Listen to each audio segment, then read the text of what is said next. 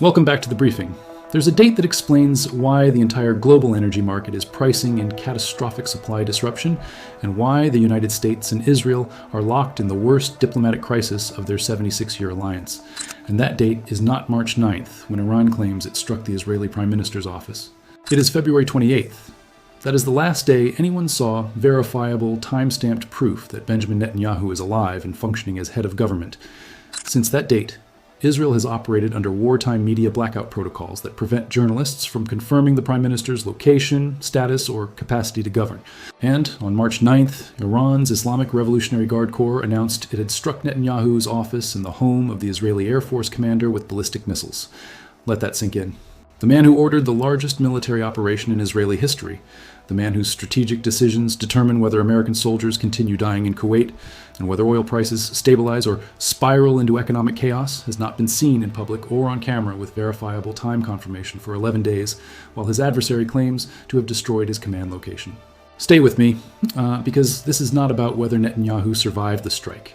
This is about what the information vacuum does to decision-making when the United States needs Israel to accept a ceasefire, and Israel needs the United States to support continued operations. Washington wants an exit strategy. Jerusalem wants an elimination strategy. And the person who would normally negotiate that gap between allies has been invisible since February 28th, while 67 American personnel have been confirmed killed in Kuwait. While oil hit $130 per barrel with Goldman Sachs, stating they cannot predict a price ceiling, and $150 is no longer worst case but base scenario.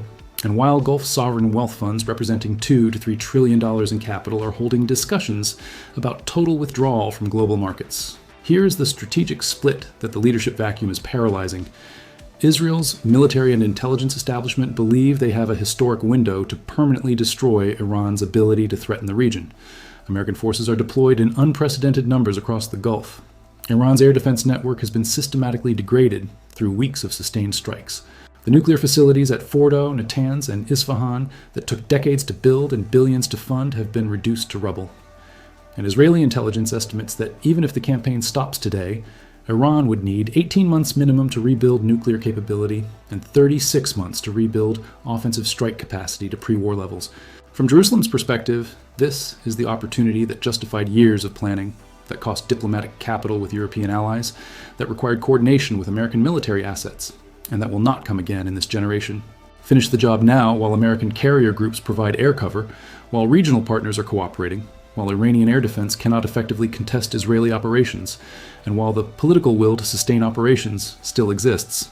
But finishing the job in the Israeli strategic calculus requires one more phase that Washington has explicitly, unambiguously, and absolutely forbidden.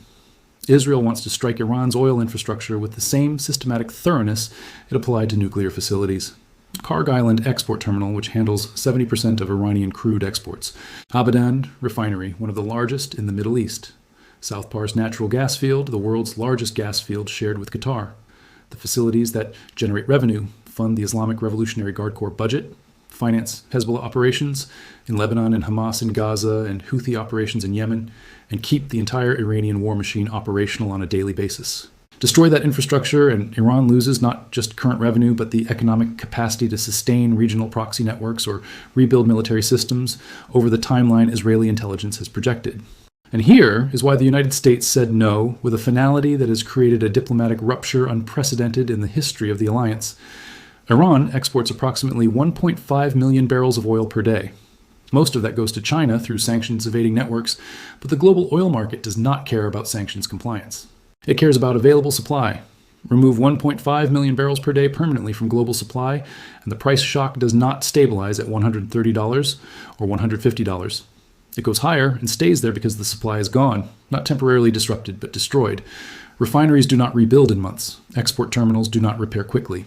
Natural gas infrastructure that took decades to construct cannot be replaced during an active conflict. The United States is facing an election year where gasoline prices are already a political crisis. Striking Iranian oil infrastructure would guarantee that every American filling up their tank would see prices that make current levels look cheap. And that political cost is something Washington will not accept, regardless of Israel's strategic arguments about historic windows and permanent solutions. The most visible evidence of this split is not a public statement or a press conference. It is a cancellation. Steve Witkoff, Trump's special envoy, and Jared Kushner, Trump family member and Middle East negotiator, were scheduled for a critical visit to Israel. The visit was canceled. Not postponed due to scheduling conflicts. Canceled. In diplomatic language, that is not a calendar issue. That is a message that the relationship is unmanageable and direct engagement at the highest levels has broken down.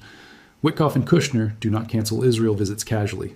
They cancel when the gap between what Washington will accept and what Jerusalem demands has become so wide that a meeting would only formalize the rupture rather than bridge it.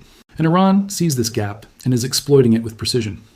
The strike on Netanyahu's office was not primarily a military operation. It was a psychological operation designed to insert a wedge into the alliance at exactly the moment when Washington is trying to pressure Jerusalem toward restraint. A leadership vacuum in Israel means decisions are either delayed or made by people whose authority is unclear. Cabinet ministers who might normally defer to the prime minister now have to decide whether to act independently or wait for guidance that may not come. Military commanders who would receive clear strategic direction are instead operating under ambiguous authorization. And the United States, which needs Israel to agree to a ceasefire framework, is negotiating with a government that cannot confirm whether its head of state is in a position to make binding commitments. Now consider what has happened to American forces while this diplomatic crisis has been unfolding. 67 personnel confirmed killed in Kuwait. Not wounded, killed. That is the single largest loss of American military life in a Middle East operation since the withdrawal from Afghanistan. The 5th Fleet headquarters in Bahrain was struck.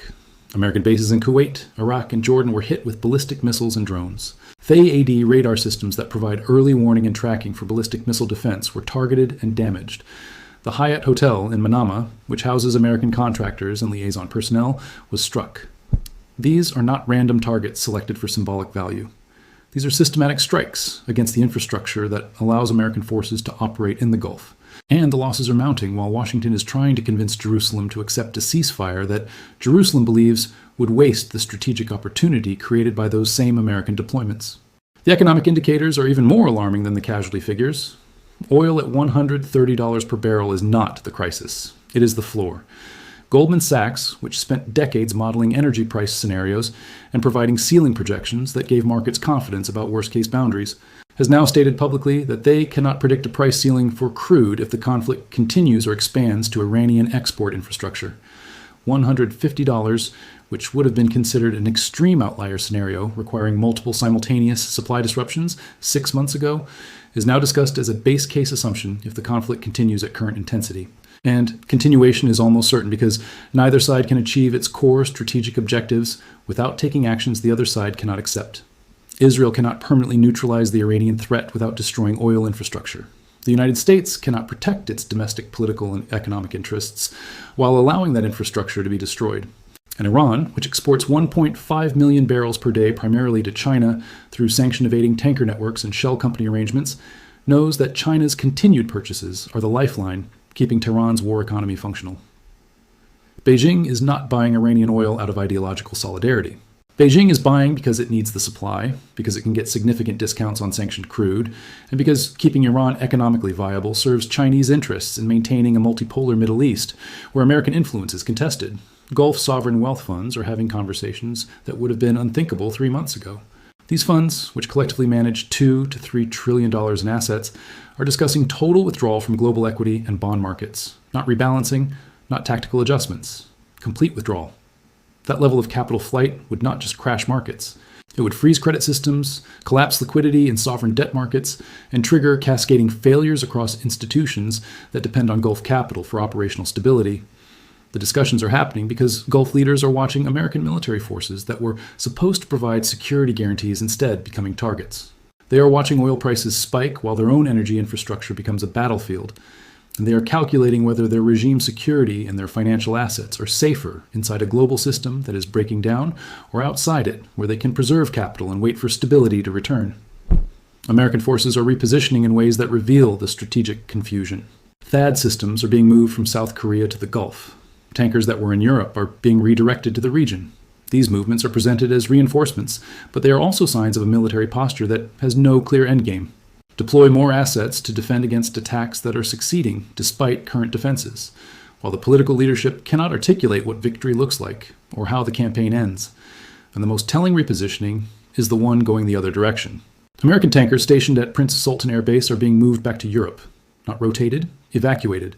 That is not normal operational movement. That is asset protection when the base itself is no longer considered secure enough to justify keeping high-value equipment on site. The vision of how this war would unfold has completely collapsed.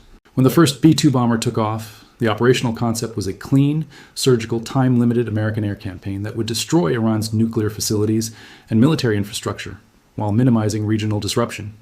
72 to 96 hours of strikes, clear objectives, defined endpoints, then stabilization and diplomatic process. That vision lasted approximately 18 hours before Iranian retaliation began hitting American bases, before Hezbollah and Iraqi militias joined the fight, before oil prices started climbing, before it became clear that the war would not end based on who achieved military objectives, but based on who could endure economic pain, political pressure, and operational attrition the longest. Europe is fracturing under the weight of the energy crisis this conflict has created. NATO members are not unified in their support for American operations.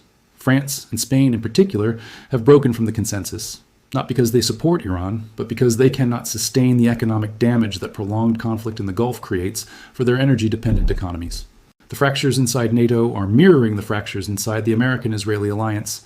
Everyone wants the conflict to end. No one can agree on the terms that would make ending it strategically acceptable. And underneath all of this strategic chaos, all of the diplomatic ruptures, all of the economic indicators screaming crisis, there is one question that has not been answered and cannot be avoided. The man who launched this operation, the man whose decisions determine whether it continues or ends, the man who would normally be visible on camera making statements and holding meetings to demonstrate governmental continuity during crisis, has not been seen with verifiable proof of life since February 28th. His office was reportedly struck on March 9th. Iran claims the strike was successful. Israel has not released footage, has not provided time-stamped evidence, has not produced the kind of proof that would normally be immediate and obvious if the leader of a country under attack wanted to demonstrate he was still in command. What happens when the person who started a war cannot be confirmed to be in a position to decide how it ends? What happens when Washington needs Jerusalem to accept a ceasefire but cannot confirm who in Jerusalem has the authority to make that commitment? What happens when oil is at $130, heading toward $150 with no ceiling in sight, when 67 Americans are dead in Kuwait, when $2 to $3 trillion in Gulf capital is discussing total withdrawal, when Europe is fracturing, when American tankers are evacuating from bases, and when the diplomatic relationship between the United States and Israel is in the worst crisis in 76 years? The answer is not in the missiles or the oil prices or the casualty figures.